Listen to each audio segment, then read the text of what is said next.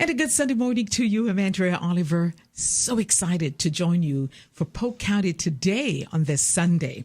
I think the subject matter is one that'll benefit us all. And whether you fall in the scope of the employer or the employed, this will be a program that'll benefit you. And I have the best guest, of course. We'll introduce her in just a moment. But here's the deal. You wake up every morning and your stomach is in a knot. Time to get to work, but the very thought makes you want to break out in a dry heave. It seems counterintuitive as studies show that people who like their jobs are actually more productive. But what if it's the environment, not so much the job, that's the issue? Well, that's exactly what we'll be talking about today. Today, we're going to be talking about creating a sound organizational culture and the importance of workplace balance with our very own business coach, Emily Rogers. Emily, so happy to have you. You are really no stranger to us here at Polk County today, having visited a number of times, always addressing very timely issues. We want to remind you, Emily is a founder and CEO of Emily Rogers Consulting, and who, along with her team, help organizations and individuals grow and become better. Emily, thank you so much for taking time out of what has become your very busy schedule to be with us on this Sunday. You're so welcome, Andrea. It's my pleasure to be here with you and your listeners again today. And so the company keeps growing. You keep growing and expanding. You just joined the Forbes group. So tell us all about that. The Forbes Coaches Council. I just joined a few months ago. It's an elite group of business and executive coaches across the nation that I'm now part of, and I get to network with and knowledge share with. And it's a real honor to be able to say that I'm part of that group now. Yes. Yeah. Well, the honor is all ours today as we get to sit and can I say pick your brain a little bit? Sure. So I think we've all been there, Emily, at one point or other in our life, that we get up, we know we need to get to work, but we're like, oh my God, I want to go down there. I don't want to be a part of that. Mm-hmm. And we've talked about leadership and that the fact that someone's skills and skill set has taken them to the top of the organization does not necessarily make for the best leader. And so we want to talk about what you call creating a culture that allows people to thrive. I think you call it an organizational culture. So tell us about that. Sure, yeah. So culture can oftentimes be an ambiguous term, right? Mm-hmm. Because oftentimes it's hard to describe, well, what is it really? And I think that the easiest way to tune into a culture is just to see what it feels like, right? Okay. So anytime you walk into a business or if you get on an airplane, for example, a Southwest Airlines airplane, you feel their culture. Absolutely, right? yes. And it's different than Delta or United or American, which are also great airlines. Yes. But the Southwest culture is felt, and that's because they've been very conscious about cultivating and sustaining that culture within their employees, and their customers feel it. And what it produces for them is a great place to work, right? Employees, very high satisfaction, very high levels of engagement, very low turnover, and therefore very happy customers. Yes. So when most Southwest Airlines employees walk into the job on the day, most of them are excited and enthusiastic and proud to be there and work for the company.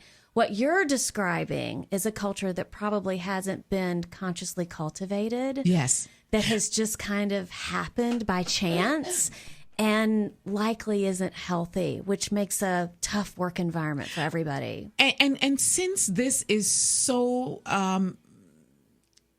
instrumental in having a place where people feel like they want to get to, in a place where productivity will be high because people are liking to come to work, why has this not necessarily, why is the dialogue so lessened or small in this area? Well, for some organizations, its culture gets sidelined by strategy and problem solving. It gets sidelined by getting results at all cost, no matter what the cost. And when we're completely focused on results at all cost, that erodes culture. Yes. When we have a sound business strategy and it's supported by the culture, a healthy organizational culture, then everything gets easier. And it's much more likely that the results the company is looking for will be achieved and achieved in an easier fashion, and in a more sustainable fashion. Is this a hard sell, Emily? Because I think it's probably the 21st century approach. It's relatively new, I'd like to think. Yep. And so the hardliners and those who've done businesses for years, and you come in, you turn, you punch your thing, and you do your work, and you go home. Is this a hard sell? And how do you convince such a company, such an organization, that you'll only benefit by creating that sound organizational culture? Sure. It is a tough sell until you begin to talk about competitive edge. And, yes. Southwest is a great example. They have a competitive edge. They've been profitable every year for over 44 years straight, right? So when you can't argue with profits. You can't. And so it becomes a competitive edge when you're able to cultivate a healthy organizational culture that attracts and retains the companies that you want and you want to keep. And when the culture fosters an environment where that top talent can work effectively and collaboratively together and ultimately achieve the results that matter most while enjoying and feeling good about coming to work. That's what creates those long-term sustainable results. My guest today is Emily Rogers. She is a business organizational coach. And today we're talking about developing a sound organizational culture. So somebody's hearing this and go, my employees are there, but they hate their job. I can tell they hate their job, and there's a lot of tension in the workplace. Yeah. Where are you suggesting? What would you suggest that company do? Where do they start? Sure. Well, being aware that there's an issue there is first and foremost important. Defining what that issue is next. And so evaluating the culture, doing assessments of the culture to determine, well, what is working? Because maybe not everything is broken, but what isn't working? Yes. What are the issues that keep coming up over and over that employees are experiencing that are making it challenging for them to do their jobs and do it well? And what is the gap between how employees are experiencing the culture today and what they would like to see more of or less of in the future?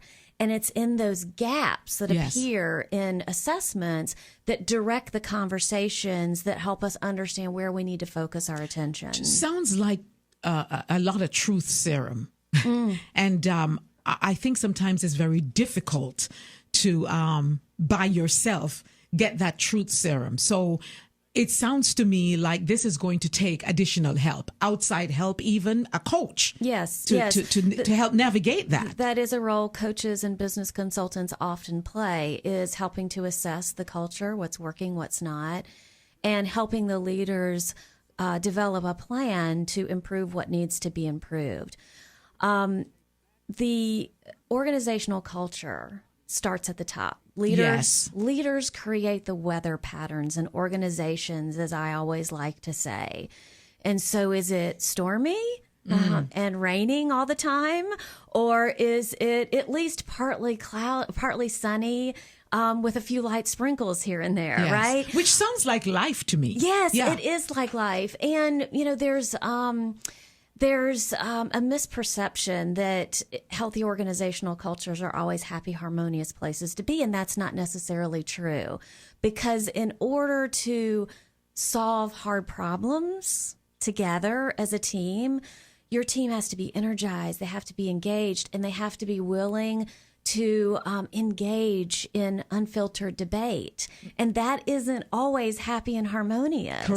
Correct. As a matter of fact, sometimes when you talk about the tough issues, and I've worked in companies, I think every company, that when you have to have a discussion, you leave feeling, but in the long run, it becomes a better place because you were able to put some things on the table. Yes. So yes. you're saying there has to be a place that allows for open, honest dialogue. What happens next? There's got to be a safe place for that. Mm-hmm. And people need to be trained on how to do that. So if it's been an environment where there's what I like to call artificial harmony and everybody just pretends that everything's okay, but behind the scenes, people are chattering, right, about what's wrong. People need to learn how to engage in unfiltered debate in a healthy, productive way that gets to the best solution.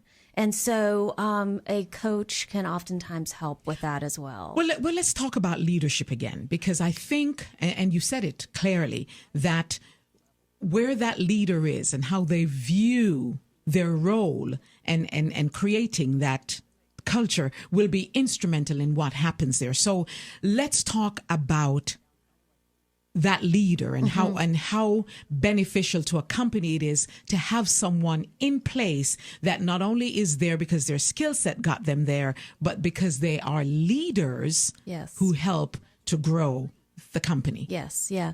So those leaders need to define the culture and the values that they want to see present within the organization. And once those are defined and clearly communicated, what's most important is that leader or that team of leaders walk the talk. Yes. And model the behavior that they want to see in others every single day. That's and good. Hold people accountable to those values that they describe as important. And when, not if, but when they see those behaviors and those values not being honored, they need to quickly address that. Because if they're just tolerating it without saying anything, then they're saying it's okay. It is okay. Emily Rogers is our guest today. We are talking about creating a sound organizational culture. Emily's premise is that this will only make productivity higher when people are happy about coming to their jobs and doing it effectively. It'll only make for a greater experience. You use the Southwest model, and most of us are familiar with what that looks like in an everyday workplace situation. What will that look like, Emily? Yeah, so it's what I think what has made Southwest so successful through the years is that they've been so consistent about their culture of having a fun and productive workplace. Taking a culture like the one that Southwest has and transplanting it into another organization may not work. And so depending on the business strategy and the customers that you serve and the employees that you hire, you need to consciously cultivate a culture that's going to work for your team. Yes. And what Southwest has done so well is they've stuck to it. Yes. Decade after decade after decade. They hire for culture and they quickly fire for culture. I like that. And so what you're saying is that in the team building, you have to make sure you have the team members that fit. Yes, absolutely. That is another very important piece. And so as you are defining your culture, cultivating your culture, you may find that some team members from a cultural perspective no longer fit, even if they're highly skilled and really good at their job. Wow. If they are creating toxic ripple effects within the organization, a leader needs to take a hard look at that and probably make a very difficult decision. The benefit, of course, you highlighted earlier. What do you do when you realize that maybe a value no longer serves you and you need to make a change? And you have like 10 seconds to say this. Yeah. So values might need to change over time depending on the course of the company. And so that is something that does need to be regularly looked at. Emily Rogers, I cannot believe we're out of time. Oh, my God, what a topic. Real quick, give us your contact information because I know there are those that are going to want to get a hold of you after this conversation. You can find me at emilyrogers.com. I look forward to speaking soon. And I have that information here. We'll be happy to share it. Emily, such a joy always. I can't believe, as I mentioned, how the time flies, but always so good to have you and continued success in the business.